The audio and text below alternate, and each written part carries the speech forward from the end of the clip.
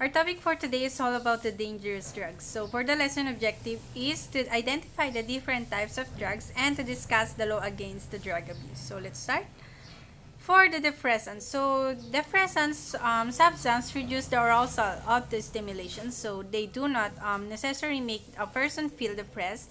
So they affect the central nervous systems, slowing down the massage or the message between the brain and the body. So for the hallucinogens, a class of drugs that cause the hallucinogens or the hallucinations of profound the distortions in the person's perceptions.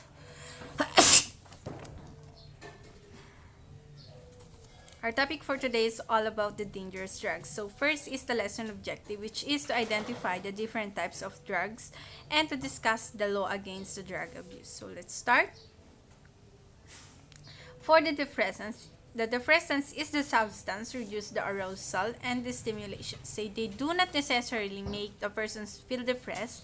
They affect the central nervous systems and slowing down the message between the brain and the body. So the hallucinogens, it is the class of drugs that cause the hallucinations, so profound distortions in the person's perceptions of reality. So hallucinogens can be found in some plants and mushrooms, so of their extracts, or they can be man-made, and they can commonly divided into two broad categories, which is the classic hallucinogens and the dissociative drugs.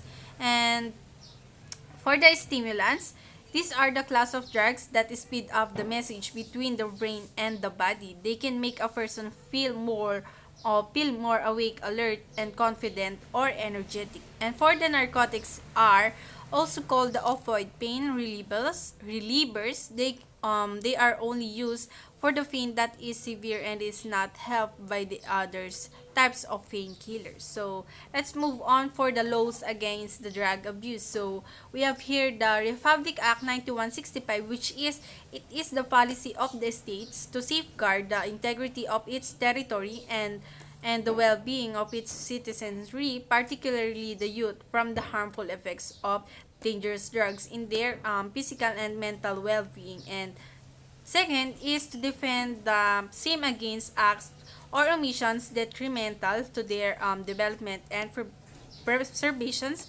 And next is the Republic Act number 10640, which is an act further strengthen the anti-drugs campaign for the government, amending for the purpose sections 21 of the Republic Act number 9165, or otherwise known as the Comprehensive Dangerous Drugs Act of 2002, and an integrating drugs preventions and the control in the intermediate and secondary is the circular, as well as in non-formal or and informal and indigenous learning systems, and for the other purpose under the Republic Act number 7624. So next are the examples of the dangerous drugs. So the examples for the depressants are the alcohol, benzodiazepines, or the cannabis, opioids, heroin, morphine, and codeine. So for the hallucinogens, the example are the LSD, the psilocybin, or the magic mushrooms. So they are also the DMT or the peyote and the pencyclidine. So for the stimulants, there are amphetamines, speed and ice, caffeine, cocaine, ecstasy, or the tobacco or the nicotines.